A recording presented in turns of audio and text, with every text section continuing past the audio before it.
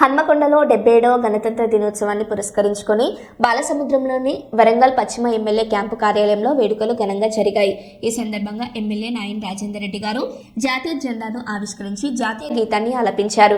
గణతంత్ర దినోత్సవం ప్రజాస్వామ్య విలువలకు ప్రతీక అని పేర్కొంటూ రాజ్యాంగ హక్కులు, బాధ్యతలను ప్రతి పౌరుడు గుర్తించాలని పిలుపునిచ్చారు. ఈ కార్యక్రమంలో కాంగ్రెస్ నాయకులు, కార్యకర్తలు పాల్గొన్నారు.